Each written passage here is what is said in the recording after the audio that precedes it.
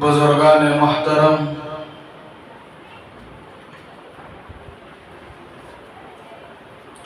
نماز بہت بڑی عبادت ہے۔ ہر مسلمان پر پانچوں وقت کی نماز پڑھنا یہ فرض ہے۔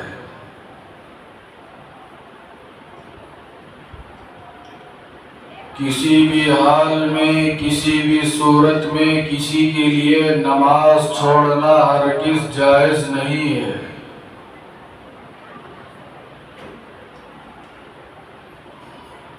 نماز پڑھنے سے کیا کیا فائدے ملتے ہیں، کیا کیا فائدے ہوتے ہیں، اور نماز چھوڑنے سے کیا کیا نقصانات پہنچتے ہیں۔ بزرگان محترم، آج ساری دنیا میں ہر انسان کامیابی کو تلاش کر رہا ہے۔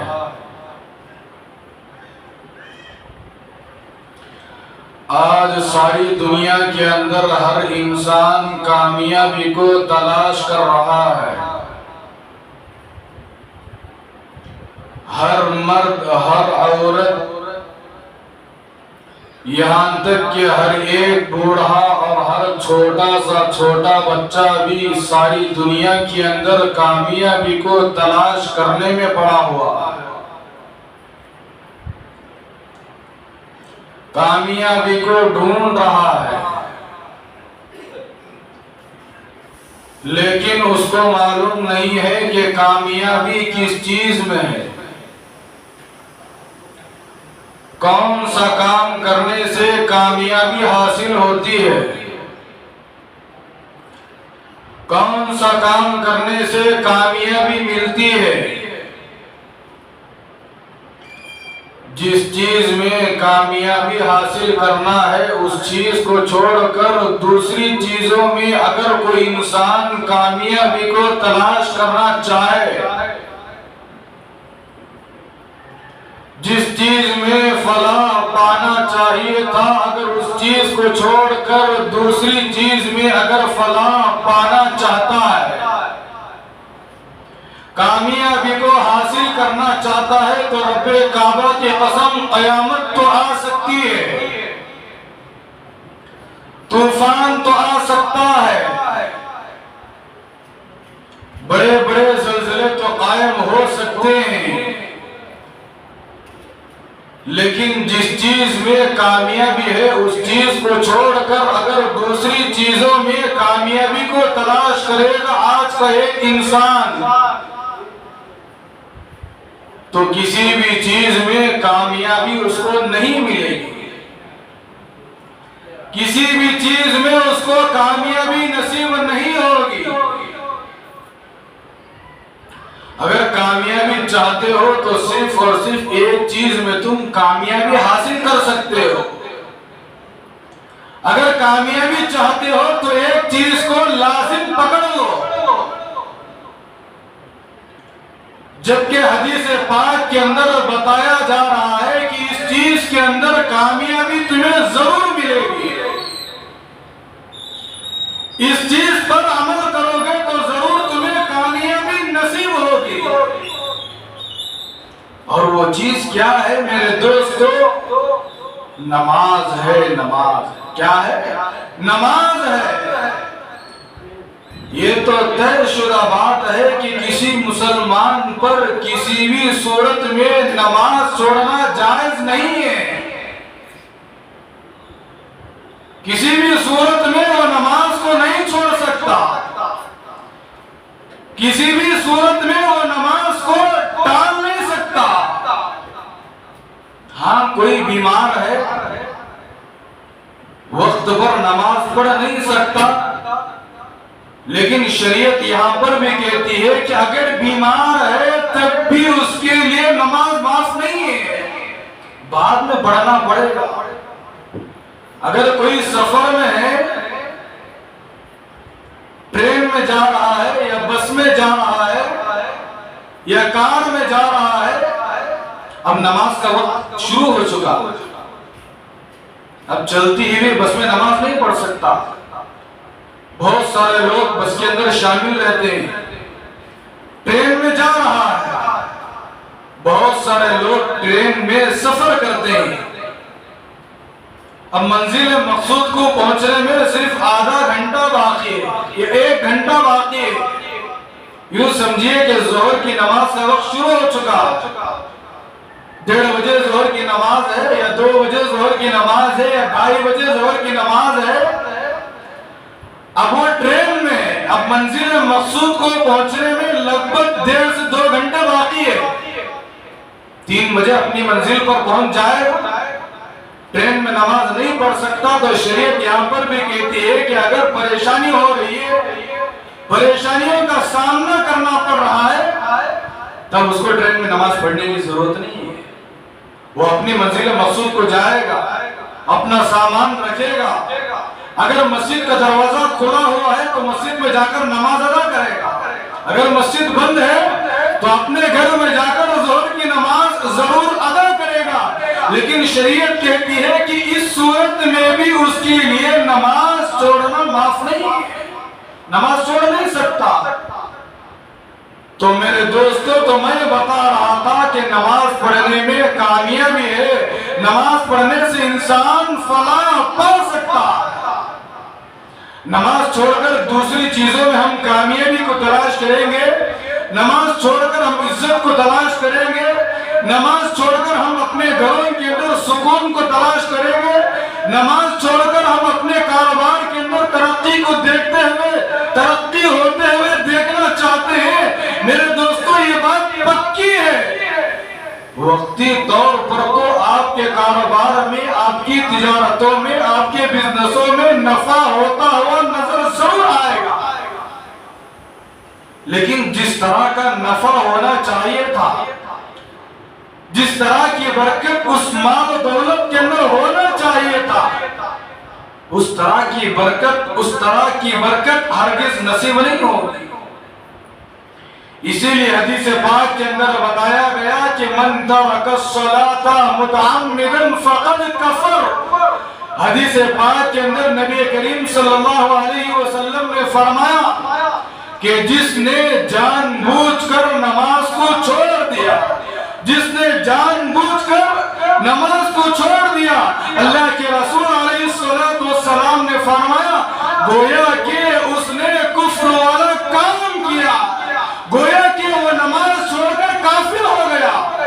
اللہ کے رسول علیہ السلام نے فرمایا من ترک الصلاۃ، جان بوجھ کر نماز چھوڑنے پر اللہ کے رسول علیہ السلام کہہ رہے ہیں فقد کفر، اس نے کفر والا کام کیا.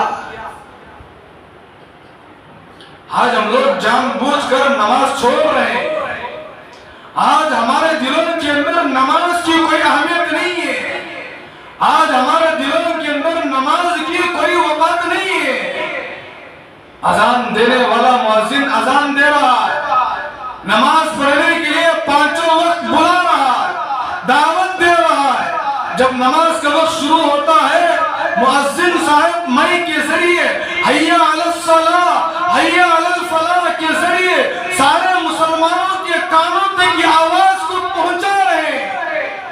مسلمانوں آؤ کامیابی کی طرف، مسلمانوں آؤ نماز کی طرف. حی علی الصلاۃ، نماز کا وقت ہو چکا ہے.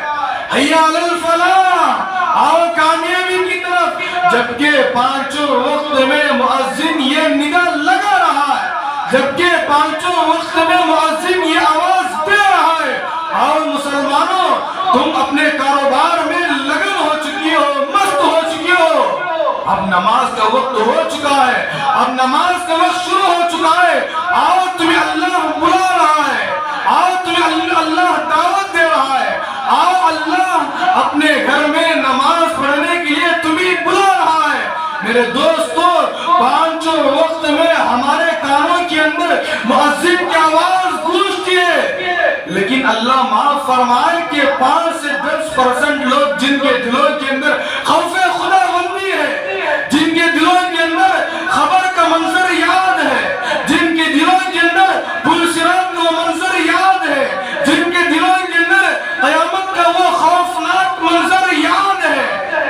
بعض اللہ کے بندے وہ ہوتے ہیں مؤذن کی آواز کانوں میں پڑتے اپنے کاروبار کو چھوڑ کر مؤذن کی آواز پر لبیک کہتے ہوئے اللہ کے گھر میں حاضر ہو جاتے ہیں.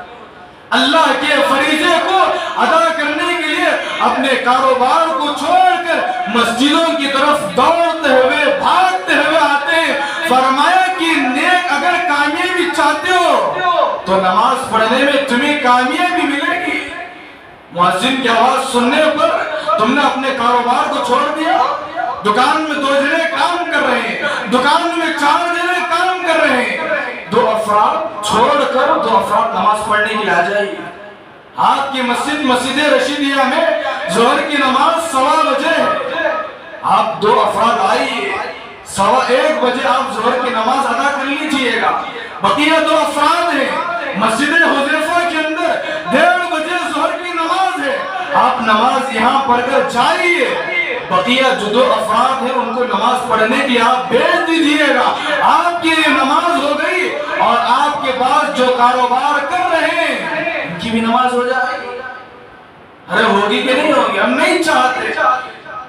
کیا سارے مساجد کے اندر ایک ہی وقت میں ظہر کی نماز ادا ہو رہی ہے؟ ارے ہمارے ڈی جے ہلڈی کے اندر کتنے مساجد ہیں؟ کیا ہر مسجد کے اندر ظہر کی نماز 1:15 بجے ہو رہی ہے؟ کیا کسی مسجد کے اندر ظہر کی نماز 1:30 بجے نہیں ہے؟ کیا کسی مسجد کے اندر ظہر کی نماز 1:45 بجے نہیں ہے؟ ہاں کسی مسجد کے اندر 1 بجے ہے تو کسی مسجد کے اندر 1:15 بجے ظہر کی نماز ہے. 1:15 بجے کسی مسجد کے اندر ہے تو 1:30 بجے کسی مسجد کے اندر نماز ہے. لیکن اگر ترتیب بنائیں گے تو بہت آسان ہے. نماز بھی ہو جائے گی, وقت بھی ضائع نہیں ہوگا, وقت فضول برباد نہیں ہوگا, اللہ کا فریضہ بھی ادا ہو جائے گا, کاروبار بھی ہو جائے گا اور انسان گناہوں سے بھی بچ جائے گا اور اللہ تبارک و تعالی کا فریضہ چھوٹنے سے بھی وہ بچ جائے گا. روایتوں کے اندر آتا ہے حضرت عبداللہ ابن مسعود رضی اللہ تعالیٰ, کون ہے صحابی؟ حضرت عبداللہ ابن مسعود رضی اللہ تعالیٰ عنہ راوی حدیث سے بہت بڑے صحابی ہیں. روایت کرتے ہیں اللہ کے رسول علیہ السلام سے حضرت عبداللہ ابن مسعود نے پوچھا, اے اللہ کے رسول صلی اللہ علیہ وسلم ہمیں بتائیے کہ اللہ تبارک و تعالیٰ کو سب سے زیادہ کون سا عمل پسندیدہ؟ کیا پوچھا؟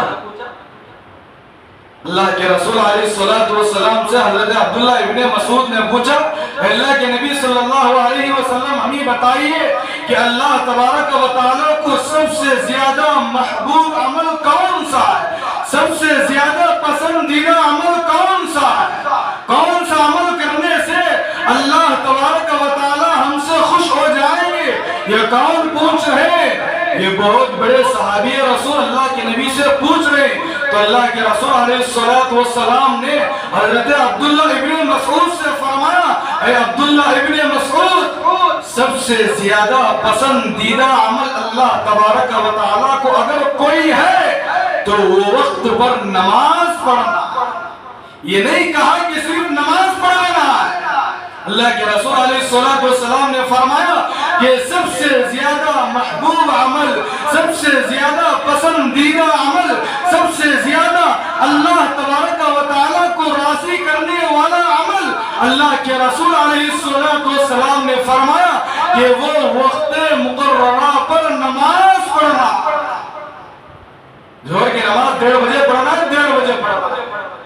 عصر کی نماز 5:15 بجے پڑھنا ہے, 5:15 بجے پڑھنا. مغرب کی نماز 6:55 پر پڑھنا ہے, پڑھنا ہے. عشاء کی نماز 8:15 بجے پڑھنا ہے, 8:30 بجے پڑھنا ہے, پڑھنا ہے. چلو ظہر کی نماز 1:30 بجے, میں 4 بجے پڑھوں گا. تیری شریعت یہاں پر نہیں چلے گی, تیری بات یہاں پر نہیں جائے گی. قیامت کے دن اللہ کی عدالت میں تو مجرم بنے گا. کیوں مجرم بنے گا بھائی؟ اس لیے کہ ظہر کی نماز تو 1:30 بجے تھی, ظہر کی نماز کا وقت تو 2 بجے تھا, ظہر کی نماز کا وقت تو 2:30 بجے تھا, اور تو منمانی میں آ کر, اور تو بڑا فرعون بن کر, اور تو بڑا نمرود بن کر, اور تو بڑا وقت کا شداد بن کر, اور تو 4:30 بجے نماز ادا کر کے کہے کہ میں نماز پڑھ لیا. یہ تو سب سے بڑا مجرم ہے جبکہ ظہر کی نماز کا وقت نکل چکا. 4:30 بجے، 4:45 بجے، 4:40 پر عصر کی نماز کا وقت شروع ہو جاتا ہے اور تو منمانی میں آ کر 1:30 بجے پڑھنے کی نماز ظہر کی اور تو جا کر 4:45 بجے ادا کر رہا ہے یا 5 بجے ادا کر رہا ہے اور تو کہہ رہا ہے کہ میں اللہ تبارک و تعالیٰ کا فریضے کا ادا کر دیا. نہیں میرے دوستو، یہ سب سے بڑا مجرم ہے. ہم نہیں سمجھتے، ہم شریعت کو کھیل سمجھ رہے ہیں، ہم شریعت کو مذاق بنا لیے. تو میں بتا رہا تھا میرے دوستو، یہاں پر میری اور آپ کی بات نہیں چلے گی، یہاں تو قرآن و حدیث کی بات چلے گی، یہاں پر تو اللہ اور اس کے رسول کی بات چلے گی. کسی کی بات کو قابل قبول نہیں کیا جائے گا. اللہ کے نبی علیہ السلام نے فرمایا کہ وقت مقررہ پر نماز پڑھنا یہ سب سے زیادہ یہ اللہ تبارک و تعالیٰ کو پسندیدہ عمل ہے. اس لیے میرے دوستو، وقت پر میں اور آپ نمازوں کا اہتمام کرنا. نماز پڑھ لیتے ہیں، میں بھی نماز پڑھ لیتا ہوں، آپ بھی نماز پڑھ لیتے ہیں، لیکن آج ہماری نمازوں کے اندر جان کیوں نہیں ہے؟ میں نے گزشتہ جمعہ ایک واقعہ بتانا چاہا تھا، وقت ہو چکا تھا. اس واقعے کو اس وقت عرض کر دیتا ہوں، وقت ساتھ نہیں دیتا. میں نے گزشتہ جمعہ کہا تھا کہ ایک بہت بڑے اللہ والے گزرے ہیں جن کا نام ہے حضرت امام زین العابدین رحمت اللہ علیہ. کیا نام ہے؟ بولو بھائی. حضرت امام زین العابدین رحمت اللہ علیہ بہت بڑے اللہ والے گزرے. ان کی زندگی کے حالات کو آپ پڑھیں گے تو پیروں تلے زمین کھسک جائے گی.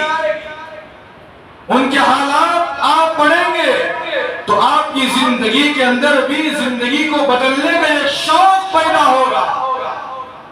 بہت بڑے اللہ والے گزرے، بہت بڑے بڑے کارنامے. کیا حضرت کی زندگی تھی، کیا حضرت کی زندگی کے اندر تقوی تھا، کیا حضرت کی زندگی کے اندر فرائض کی پابندی تھی، کیا حضرت کی زندگی کے اندر سنتوں کی پابندی تھی، کیا حضرت کی زندگی کے اندر نوافل کی پابندی تھی. ارے سنت تو سنت چھوڑ دیجئے، نوافل تو نوافل چھوڑ دیجئے. آپ حضرت کی زندگی کے متعلق پڑھیں گے تو پتا چلے گا کہ آپ حضرت کی زندگی کے اندر مستحبات والے اعمال کبھی نہیں چھوٹتے تھے. تو حضرت امام زین العابدین رحمت اللہ علیہ کے متعلق لکھا ہے کہ جب بھی وہ نماز پڑھتے، ہر نماز کے وقت جب نماز پڑھتے، جس جگہ کے اوپر کھڑے ہو کر وہ نماز پڑھتے تھے وہ جگہ جسم سے نکلے ہوئے پسینے سے شرابور ہو جاتی. ہر نماز، صرف ایک نماز کا واقعہ نہیں ہے. ظہر کی فجر کی نماز پڑھتے یہی معاملہ، ظہر کی نماز پڑھتے یہی معاملہ، عصر کی نماز پڑھتے یہی معاملہ، مغرب کی، عشاء کی، دیگر سنتیں کی نماز پڑھتے یہی معاملہ. کتابوں کے اندر لکھا ہے کہ جب بھی وہ نماز پڑھتے تھے، ہر نماز میں، ہر وقت میں جس جگہ کے اوپر کھڑے ہو کر نماز پڑھتے تھے میرے دوستو، وہ جگہ ان کے جسم سے نکلے ہوئے پسینوں سے شرابور ہو جاتی، پوری جگہ تر ہو جاتی تھی. کتابوں کے اندر لکھا ہے کہ 2 قسم کے پانیوں سے وہ جگہ تر ہو جاتی ہے. اور جسم کے اوپر جو کپڑا وہ پہن کر آتے تھے، کرتا اور پیجامہ، لکھا ہے کتابوں کے اندر کہ پورا کا پورا کرتا پسینے سے شرابور ہو جاتا، بھیگ کر پسینے سے لکھپت ہو جاتا تھا. اور وہ کون سے موسم میں حضرت امام زین العابدین رحمت اللہ علیہ نماز پڑھتے تھے؟ سردی کے موسم. گرمی کے موسم میں تو انسان کی جسم سے پسینہ نکلتا. ارے گرمی کے موسم میں اتنا پسینہ نکلتا ہے، سردی کے موسم میں کب تو بھی پسینہ نکلتا ہے کیا؟ نہیں نکلتا. گرمی کے موسم میں اگر کسی انسان کی جسم سے پسینہ نکل رہا ہے، پسینہ بہ رہا ہے، تو ہم یہ کہہ سکتے ہیں کہ ہو سکتا ہے کہ محنت کرنے کی وجہ سے، مزدوری کرنے کی وجہ سے، کام و کاج کرنے کی وجہ سے اس کے جسم سے پسینہ نکل رہا ہے. لیکن ایسا معاملہ نہیں تھا، وہ تو سردی کا موسم تھا، بڑے کڑاکی کی سردی تھی. جب وہ نماز پڑھتے تھے بڑی زبردست سردی کا موسم تھا. ایسے سردی کے موسم میں نماز پڑھتے تو جسم سے پسینے کے خطر ٹپکتے۔ ایک مرید نے آ کر حضرت امام زین العابدین رحمت اللہ علیہ سے پوچھ لیا، اے امام زین العابدین رحمت اللہ علیہ، یہ تو سردی کا موسم چل رہا ہے، یہ تو سردی کا خطرناک زمانہ چل رہا ہے، لوگ تو اپنے گھروں کے اندر جب رات میں سوتے ہیں بڑے بڑے کمبل، موٹے موٹے کمبل اوڑھ کر سوتے ہیں، ان کمبلوں کو اوڑھ کر آتے ہوئے، ان کمبلوں کو اوڑھ کر فجر کی نماز آ کر ادا کرتے ہیں، اور آپ تو کمبل اوڑھ کر بھی نہیں آتے اور سیدھا سادہ پتلا سا جھبا پہن کر اور آپ نماز پڑھتے ہیں۔ جب آپ نماز پڑھتے ہیں تو آپ کے جسم کے اوپر کوئی کمبل نہیں ہوتی، آپ کے جسم کے اوپر کوئی موٹا کپڑا نہیں ہوتا، آپ جو جس کرتے کو پہن کر آتے ہیں وہ جھبا، وہ کرتا کوئی موٹا نہیں ہوتا، پتلا سیدھا سادہ سا ہوتا ہے، لیکن کیا معاملہ ہے، اتنے پتلے سے جھبے میں، اتنی کڑاکی کی سردی میں جب آپ نماز پڑھتے ہیں تو جس جگہ پر آپ کھڑے ہو کر نماز پڑھتے ہیں وہ جگہ پانی سے تر ہو جاتی ہے۔ کیا معاملہ ہے، کیا ماجرا ہے میرے دوستو، یہاں پر غور کرنے کی بات ہے۔ کتابوں کے اندر لکھا ہے، حضرت امام زین العابدین رحمت اللہ علیہ کے متعلق لکھا ہے کہ ان کے جسم سے دو قسم کا پانی نکلتا تھا، ایک ان کے آنکھوں سے آنسوؤں کے قطرے ٹپکتے تھے اور دوسرا ان کے جسم سے پسینے کے قطرے ٹپکتے تھے۔ دو قسم کے پانی ان کے جسم سے ٹپکتے تھے، دو قسم کے پانی ان کے جسم سے بہتے تھے۔ کسی نے حضرت سے پوچھا تو حضرت امام زین العابدین رحمت اللہ علیہ نے کہا، جو جملہ کہا میرے دوستو وہ سونے اور تختی پر لکھ کر لے جانے والا جواب ہے۔ جو جملہ حضرت امام زین العابدین رحمت اللہ علیہ نے کہا، اس جملے کو میں اور آپ اپنی زندگی کے اندر اس وقت داخل کرنے کی ضرورت ہے۔ حضرت امام زین العابدین رحمت اللہ علیہ نے کہا اپنے اس مرید سے کہ جب بھی میں نماز میں داخل ہو جاتا ہوں، کیا کہا، جب بھی میں نماز میں داخل ہو جاتا ہوں، تکبیر باندھ کر میں نماز پڑھنے کے لیے داخل ہو جاتا ہوں، کھڑا ہو جاتا ہوں، حضرت امام زین العابدین رحمت اللہ علیہ نے کہا کہ میں اللہ تبارک و تعالیٰ کے سامنے ایک مجرم بن کر کھڑا ہو جاتا ہوں۔ جب میں اللہ تبارک و تعالیٰ کے سامنے نماز میں کھڑا ہوتا ہوں تو اللہ تبارک و تعالیٰ کے دربار میں، اللہ تبارک و تعالیٰ کے سامنے میں ایک مجرم بن کر کھڑا ہوتا ہوں، اور مجھے ایسا محسوس ہوتا ہے کہ اللہ تبارک و تعالیٰ میرے سامنے کھڑے ہوئے ہیں اور اللہ تبارک و تعالیٰ مجھے دیکھ رہے ہیں۔ اللہ کا خوف میرے دل کے اندر آ جاتا ہے، ایسا لگتا ہے کہ گویا کہ ہو سکتا ہے کہ میری زندگی کی آخری نماز ہو سکتا ہے کہ میری زندگی کی یہ آخری نماز ہو، پھر موقع ملے کہ نہ ملے۔ جب میں نماز میں کھڑتا ہوں تو پورے اخلاص کے ساتھ کھڑ جاتا ہوں، جب میں نماز میں کھڑتا ہوں پورے انہماک کے ساتھ کھڑتا ہوں، جب میں نماز میں کھڑتا ہوں پورے خشوع و خضوع کے ساتھ کھڑ جاتا ہوں، جب میں نماز میں کھڑتا ہوں گویا کہ مجھے ایسا لگتا ہے کہ اب میں ظہر کی نماز پڑھ لیا تو عصر کی نماز پڑھنے کا مجھے موقع ملے کہ نہ ملے، ہو سکتا ہے کہ میری یہ ظہر کی آخری نماز ہو سکتا ہے کہ یہ میری زندگی کی عصر کی آخری نماز ہو سکتا ہے کہ میری یہ زندگی کی مغرب کی نماز آخری نماز ہو، عشاء کی اذان ہونے سے پہلے میری زندگی ختم ہو جائے گی۔ جب بھی میں نماز پڑھتا ہوں پورے انہماک کے ساتھ پڑھتا ہوں، پورے اخلاص کے ساتھ پڑھتا ہوں۔ ایسی نماز پڑھنے والے اللہ والے گزر چکے ہیں میرے دوستو، آج ہماری زندگی کے اندر کیوں ایسی نماز داخل نہیں ہو رہی ہے؟ آج ہماری نماز سے ہمارے مسائل کیوں حل نہیں ہو رہے؟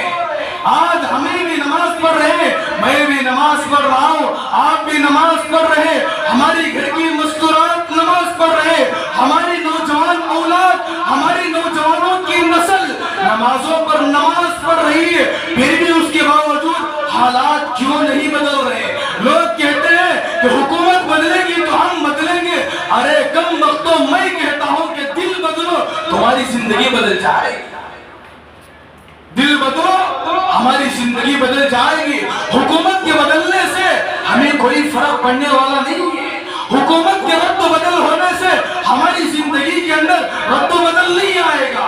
حکومت کے بدلنے سے ہماری زندگی کے اندر کسی چیز میں ترقی نہیں ہوگی۔ حکومت کے بدلنے سے نہ ہمارے کاروبار میں نفع ہو سکتا ہے، حکومت کے بدلنے سے نہ ہمارے کاروبار میں نقصان ہو سکتا ہے، حکومت کے بدلنے سے نہ ہماری نسلوں کے اندر آل و اولاد بڑھ سکتی ہے۔ نہیں میرے دوستو، حکومت چاہے بھاڑ دے، ہمیں تو اپنے آپ کو بدلنا پڑے گا، ہمیں تو اپنے آپ کو بدلنا پڑے گا، ہمارے دل کو بدلنا پڑے گا۔ جب تک ہم اپنے دل کو نہیں بدلیں گے، جب تک ہم ہمارے دل کو اللہ کے حوالے نہیں کریں گے، رب کعبہ کی قسم، آپ دنیا کے اندر کسی بھی چیز میں کامیابی کو تلاش کرتے جائیں گے، آپ کو کامیابی ہرگز نہیں ملے گی، نہیں ملے گی، نہیں ملے گی۔ نماز پڑھیں گے تو کامیابی ملے گی، نماز پڑھیں گے تو سکون ملے گا، نماز پڑھیں گے تو کاروبار کے اندر برکت آئے گی، نماز پڑھیں گے گھروں کے اندر سکون آئے گا، نماز پڑھیں گے اللہ تبارک و تعالیٰ تمہیں عزت کی چوٹیوں پر کھڑا کرے گا، نماز پڑھیں گے وقت کے نمرودوں کو اللہ تبارک و تعالیٰ تمہارے پیروں کے سامنے ٹیکنے پر مجبور کرے گا، نماز پڑھیں گے تو وقت کے شداد کو اللہ تبارک و تعالیٰ تمہارے پیروں کے سامنے لا کر کھڑا کرے گا۔ اگر نماز پڑھیں گے تو اللہ تبارک و تعالیٰ ساری دنیا کو تمہارے تابع کر سکتا ہے، نماز پڑھیں گے تو اللہ تبارک و تعالیٰ ساری دنیا کی چیزوں کو تمہارے حوالے کر سکتا ہے، نماز پڑھیں گے تو اللہ تبارک و تعالیٰ راضی ہوگا، نماز پڑھیں گے ہمارے نبی صلی اللہ علیہ وسلم راضی ہوں گے، نماز پڑھیں گے قبر میں جانے کے بعد چین کی نیند کرو گے، نماز پڑھو گے قبر میں جانے کے بعد دولہے اور دلہن کی طرح آپ لوگ آرام کریں گے، نماز پڑھیں گے قبر میں جانے کے بعد آپ کے لیے جنت الفردوس کا بچھونا لا کر آپ کے لیے بچھا دیا جائے گا، نماز پڑھو گے قبر میں جانے کے بعد تمہاری قبر کے اندر جنت الفردوس سے جنت والے عطر لا کر سجائے جائیں گے، خوشبو کو مہکایا جائے گا، نماز پڑھو گے میرے دوستو جب منکر نکیر ہمارے سے سوالات کرنے کے لیے آئیں گے، رب کعبہ کی قسم اگر ہماری زندگی کے اندر نماز ہوگی تو ہم ان سوالات کے جوابات بڑی آسانی کے ساتھ دے سکتے ہیں۔ طے شدہ بات، اٹل بات ہے، فیصلے کی بات ہے۔ اگر ہماری زندگی کے اندر نماز ہوگی نا، قبر میں جانے کے بعد پریشانیوں کا سامنا کرنا نہیں پڑے گا، مصیبتوں کو جھیلنا نہیں پڑے گا۔ اگر قبر اصل زندگی تو ہماری قبر سے بھی گزرنے کے بعد آخرت کی زندگی اصل ہے میرے دوستو۔ نماز نہیں چھوڑنا ہے، نماز نہیں چھوڑنا۔ آپ کو یقین نہیں آئے گا آج مسجدیں کھلنے کے باوجود لوگ نماز پڑھنے کے لیے نہیں آ رہے۔ جب لاک ڈاؤن کا زمانہ تھا، لاک ڈاؤن پڑ چکا تھا، کتنے لوگ نماز پڑھنے کے لیے چاہتے تھے، مسجد کے دروازے بند تھے، پھر بھی مسجد کے دروازوں کو کھول کر نماز پڑھنے کے لیے جاتے تھے۔ آج مسجد کے دروازے 24 اور آپ کے لیے کھلے ہوئے ہیں، اس کے باوجود پھر بھی مسلمان نماز پڑھنے کے لیے کیوں نہیں آتے؟ ہفتے میں ایک مرتبہ ہم جمعے کی نماز پڑھ لیے کہ ہم جنت میں چلے جائیں گے۔ کریم صلی اللہ علیہ وسلم نے حضرات صحابہ سے فرمایا، اے میرے صحابہ غور سے سنیے، جنتی لوگ جنت میں چلے جائیں گے، جہنمی لوگ جہنم میں چلے جائیں گے، جنتی لوگ جنت میں داخل ہو جائیں گے، دوزخی کے لوگ دوزخ میں داخل ہو جائیں گے۔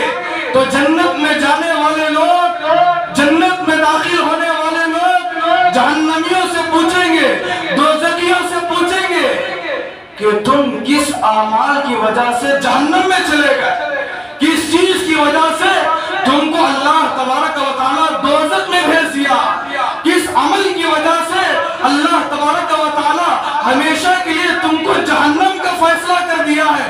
جہنمیوں کے زبان سے جو جملہ سب سے پہلا نکلے گا میرے دوستو، وہی قرآن مجید کہتا ہے قالوا لم نک من المصلین۔ جہنمی لوگ جنت والوں سے کہیں گے ہم دنیا میں رہتے ہوئے نماز نہیں پڑھتے تھے، کیا نہیں کرتے تھے؟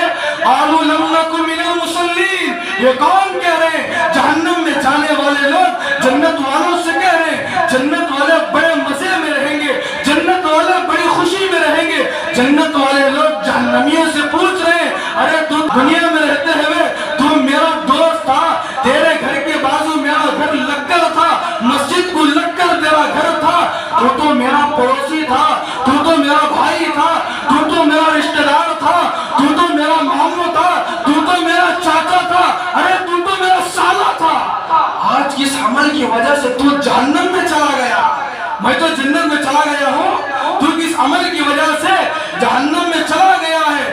جہنمیوں کی زبان سے یہی الفاظ نکلیں گے، قالوا لم نکن من المصلین۔ میرے بھائی، ہم دنیا میں رہتے ہوئے نماز نہیں پڑھتے تھے، ہم دنیا میں رہتے ہوئے نماز نہیں پڑھتے تھے، ہم دنیا میں رہتے ہوئے اللہ کے لیے سجدہ نہیں کرتے تھے۔ آج اس کا عذاب ہمیں ہو رہا، جا اللہ کی عدالت میں سفارش کر گیا۔ قیامت کے دن میرے دوستو سفارش نہیں چلے گی، نماز رہے گی تو نماز تمہارے لیے سفارش بن سکتی ہے، نماز رہے گی تو تمہارے لیے نجات کا ذریعہ بن سکتی ہے، اگر نماز رہے گی تو جہنم سے چھٹکارے کے لیے ایک ذریعہ بن سکتی ہے۔ اگر میرے دوستو، میں نے کہا حضرت امام زین العابدین رحمت اللہ علیہ ایسی نماز پڑھتے تھے، ایسی نماز پڑھتے تھے، نہ معلوم کہ آئندہ آنے والی ظہر کی، عصر کی، مغرب کی، عشاء کی نماز زندگی میں میسر ہوگی یا یہی نماز آخری۔ ایسی نماز پڑھتے تھے، تب جا کر ساری دنیا کے اندر ان کا نام آج چمک رہا ہے۔ آج میرا بھی نام چمک سکتا ہے، آپ کا بھی نام چمک سکتا ہے۔ اللہ تبارک و تعالیٰ کی ذات پر بھروسہ رکھو میرے دوستو، اللہ تبارک و تعالیٰ ہمارے ناموں کو بھی چمکائے گا، ہمارے ناموں کو بھی روشن کرے گا۔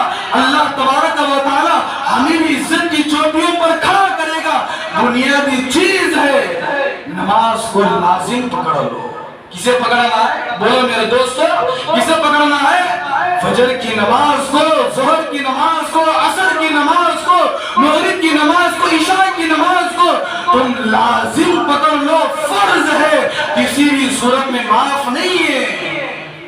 اگر کامیابی چاہتے ہو تو نماز کو لازم پکڑ لو۔ دنیا میں جتنی زندگی اللہ پاک نے تم کو دے رکھا ہے، بڑی سکون کے ساتھ گزرے گی، بڑی اطمینان کے ساتھ گزرے گی۔ کتابوں کے اندر ایک بڑا نوجوان کا واقعہ لکھا ہے جو جس کی زندگی کے اندر روزانہ شراب پیتا تھا، بیوی بچوں کو مارتا تھا، عیاشی کے ساتھ زندگی کو گزارتا تھا، زانی تھا، بدکار تھا، سب سے بڑا مجرم دنیا میں تھا۔ اتنے سارے خرابیاں اس کے اندر ہونے کے باوجود میرے دوستوں، جب اس کو قبر میں رکھا گیا، ایک عرصہ دراز کے بعد دوسری لاش کو ڈالنے کے لیے جب اس کی قبر کو کھولا گیا تو قبر کھودنے والے اس نوجوان کی قبر کے اندر کیا دیکھتے ہیں؟ اگلی جمعہ ضرور تشریف لائیے گا، وہ کون سا عمل تھا جس عمل کی بنیاد پر قبر میں اس کے لیے نور ہی نور برس رہا تھا۔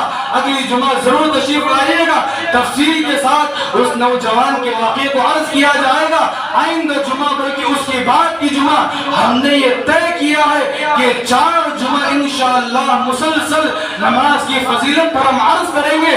میرے دوستو، ہماری آپ سے درد مندانہ گزارش ہے، درد مندانہ اپیل ہے، اب تک کی جتنی زندگی آپ کی گزر چکی ہے، سب سے پہلے سچی پکی توبہ کرنا ہے۔ کیا کرنا ہے؟ بولو میرے بھائیوں، سب سے پہلے کیا کرنا ہے؟ سچی پکی توبہ کرنا ہے۔ اس کے بعد فرمایا اپنے دلوں سے استغفار کرنا ہے۔ کیا کرنا ہے؟ اپنے دلوں سے اللہ تبارک و تعالیٰ کی طرف متوجہ ہو کر جتنا زیادہ ہو سکے کثرت کے ساتھ استغفار کی پابندی کرنا ہے۔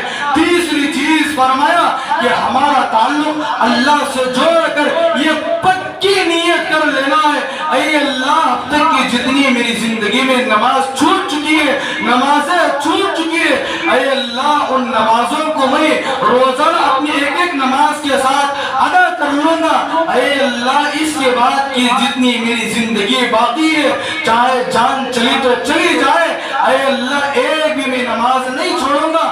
ایسی توفیق اے اللہ آپ مجھے دے دیجئے، ایسی نیت کو لے کر آج اٹھنا ہے۔ میرے دوستو، میں نماز پڑھوں گا تو گھر میں میری بیوی نماز پڑھے گی، اگر میری بیوی نماز پڑھے گی تو میرے بچے نماز پڑھیں گے، اگر ہمارے گھروں کے اندر ہمارے بچے نماز پڑھیں گے، آنے والے نسلوں کے اندر نماز باقی رہے گی۔ ورنہ یہ بات پکی ہے، اگر ہم نے نمازوں کا اہتمام نہیں کیا، لاپرواہی کے ساتھ ہم نے نمازوں کو چھوڑ دیا، غفلت کے ساتھ ہم نے نمازوں کو چھوڑ دیا، میں بھی بے نمازی ہوں، میری بیوی بھی بے نمازی ہے، میرے بچے بھی بے نمازی ہیں، آنے والے نسلوں کو آپ دیکھیں کہ نہ دیکھیں پورے بے نمازی ہی پیدا ہوں گے۔ اس لیے میرے دوستو، اگر آئندہ تمہارے نسلوں کے اندر اگر نمازیوں کو دیکھنا چاہتے ہو، آج سے نہیں بلکہ ابھی سے میں اور آپ نمازوں کی پابندی کرنا ہے۔ وقت ساتھ نہیں دیتا، وقت کافی ہو جاتا ہے، اس لیے آپ حضرات سے ہماری درد مندانہ یہی گزارش ہے کہ اگر آپ حضرات ایک بجے بھی وقت مقررہ پر اگر آ گئے تو ہم کافی مضامین آپ حضرات کے سامنے پیش کر سکتے ہیں۔ اور دو واقعات بڑے بہترین تھے، ہم نے سوچا کہ ان دو واقعات کو اسی جمعہ عرض کر دے، لیکن کیا کرے کہ وقت ساتھ نہیں دیتا۔ آپ حضرات بھی دعا کریں کہ اللہ تبارک و تعالی ہمارے وقت میں برکت نصیب فرمائے، اللہ تبارک و تعالی مجھے اور آپ کو موت کے آخری سانس سے پنج وقت نماز تکبیر اولیٰ کے ساتھ ادا کرنے کے اللہ پاک ہم سب کو توفیق عطا فرمائے۔